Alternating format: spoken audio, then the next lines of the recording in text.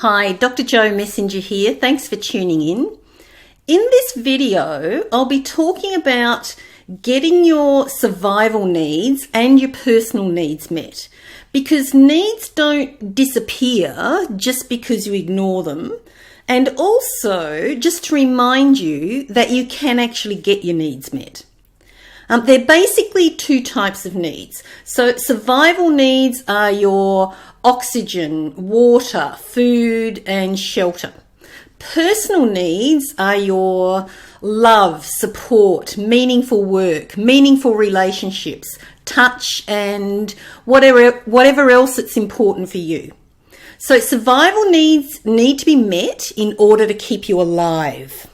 And personal needs need to be met in order for you to have freedom and confidence to be yourself and to be at your best.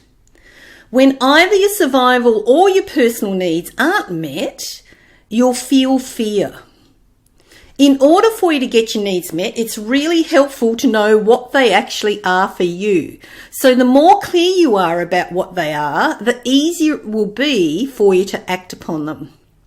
It's also helpful to believe and have confidence that you can and will actually have them fulfilled. Needs are different to values, and even though they might look similar, needs are the things you require to be at your very best. They are not optional. When you need oxygen, you need oxygen. It's not negotiable. Whereas values are your principles or your standards of behaviour. It's also useful to understand that it's not just important to get your needs met, it's actually essential. Getting them met are essential to both your survival and your personal evolution. So just like you go out of your way to get your favourite brand of something, from now on, go out of your way to get your needs met and feel good about it. Feel good about being proactive instead of reactive. Consider what your needs are and factor them into all of your projects, all of your relationships, and all of your situations. Ask yourself, will this situation nourish me or drain me? Will this situation take me towards getting my needs met or away from it? And because when your needs are fulfilled, it allows you to be self-confident without being arrogant. And it opens you up to give and receive more love from others without competing. So what are your needs? Do you need to be heard, respected, loved, touched, or maybe included? Do you need to be secure, have beauty, money, or success? What are they for you? Write your answers down. And then take your answers one at a time and ask yourself, what would my life be like if I had an unlimited amount of this? Will this give me what I need? These are important answers for you to identify, because if your needs are still hiding within your blind spots, then it's extra hard for you to get them met, and it can be really confusing for the people around you.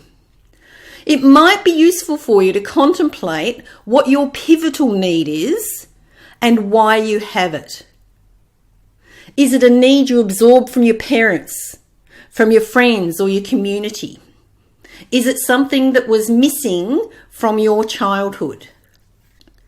The thing is, needs don't come from nowhere. They come from somewhere. And if you can identify where your need has come from, it might make it easier for you to not only accept it, but also respect it and fulfill it. It's essential that you respect and honour your own needs. If you try and deny them, overcompensate for them, or try and get rid of them, you're likely to crash and burn. Needs are good things. They can motivate you to get out of challenging situations. They can motivate you to get out of challenging locations, relationships, or jobs. And likewise, if you have a need for attention or a need for approval, for example, it can propel you towards entertainment, elite sports, or digital media influencing. Hence, your currently unmet needs are doing you a service. Unmet needs can steer you towards healing so you can resolve the scars of your past once and for all, so they no longer drive you. Given the right audience, it can be useful for you to share your needs with others. This can often help kickstart your satisfaction process, and it will also highlight who has quality time for you and who doesn't. It's absolutely not useful to you to try and get your needs met by people who are incapable of it. Because whether you like it or not, some people will not have the capacity or the interest to help you. Some people will want you to stay needy in order for them to get their needs met. So be mindful to nourish equal giving and receiving relationships rather than enabling any imbalances. When your awareness of your own needs grow, it's likely you'll also become more sensitive to other people's needs. And obviously, this is good for everyone,